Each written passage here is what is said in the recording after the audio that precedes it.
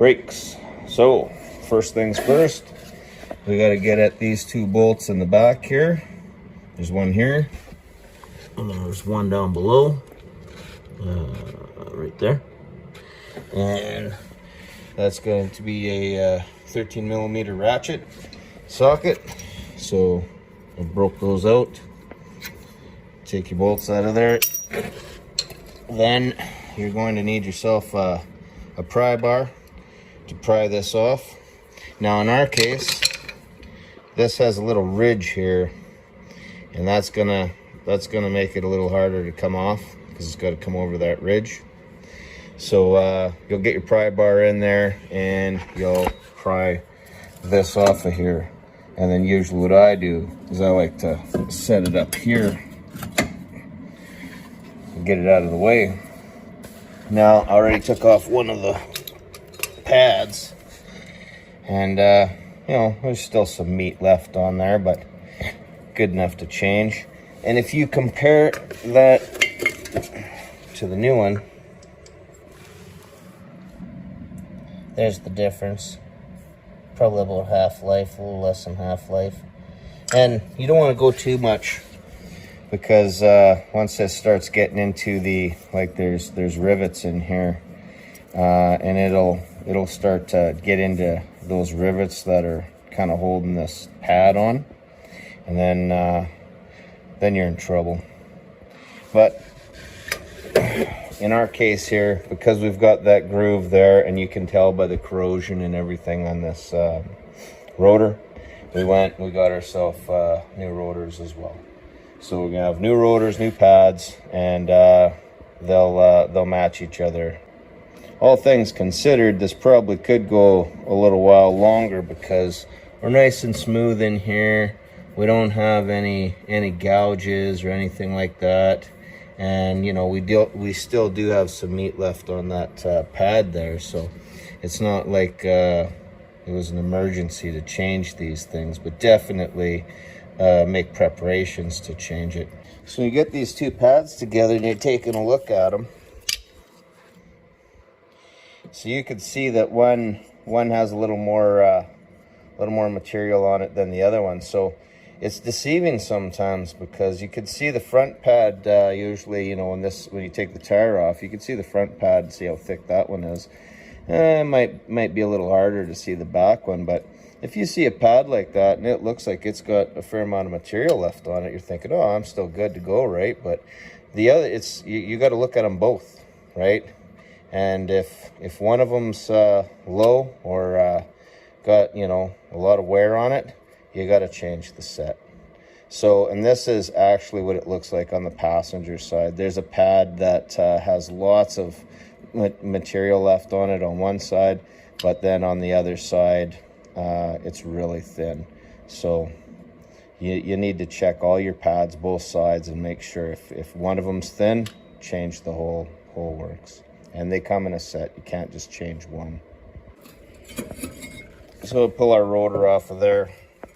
And again, on the back, it looks pretty consistent. There's no real big heavy grooves in there, nothing like that. But we do have a ridge. We have a ridge on both sides, and more on the front than on the back. And it's good. And you can see all the corrosion in here. Like there's a lot of corrosion in all of this front end. But I think the wheel bearings are pretty good. But I mean, if you wanted to go one step further, you could change your wheel bearings while you're at it and get those too. So we're gonna change out our rotor, change out our pads. It's actually a pretty easy job on this vehicle. Won't take long at all. We threw on our rotor. That just slides right on, easy peasy, no big deal there. And I just got the caliper sitting on top here so you can see. And so our piston is pushed out, and that's because of them pads were wore, right? An indication that you might need to change your pads is when you're checking your fluid here, and if you find that your fluid level is down low. Well, the reason that it's down low is because the material's been removed from the pads, and that piston has to travel further to make contact from the, with the pads to the rotor. So the fluid going down demonstrates that space basically. And so sometimes, you know, like everybody just keeps adding fluid to their reservoir, and one of the indicators is that you probably should be changing your pads. So we need to push that piston back in before we get our new pads on, and what I use for that is just a big C-clamp. I'll set that in there. I'm going to tighten that up. That's going to push that piston back in for me, and once I've done that, then we can put the pads back on. We throw the rotor, or we'll throw the caliper back on over top, put our 2 bolts in, and that's pretty much it. While you're doing all this, you want to check for leaks, and if you weren't, you'll be low on fluid based on pad wear, but if you don't have any leaks anywhere, that's another indicator too. But you want to check, you know, want to make sure that you don't have any leaks on your caliper piston here. And then you're going to be checking, you know, brake lines, checking for leaks on brake lines all over. And if there's no fluid leaking, that's good. All you got to do is change these pads, put it back together, and you're done. Got our 2 pads here. This one here is on the outside, and these 2 clips are going to clip into there. So you'll put that in like so. It's got a couple little dimples here that'll line up with these 2 holes, and you'll just slide that into place, and that's how that's going to go in. And then your other one over here has this little 3-prong spring clip kind of thing, and that'll slide into this bore right in there, and you'll just press that in there and hold that in. Also notice too that these pads got some grooves in there, and that's supposed to help out for noise, so your brakes won't be loud. They'll a little quieter operation.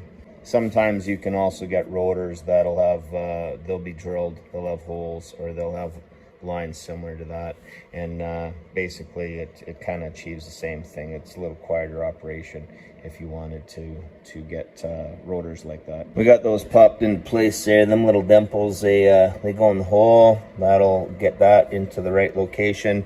This here, once it's put into the bore, inside bore there, it's where it needs to be too, and then there'll be just a little bit of wiggle for when you line it up for the final installation.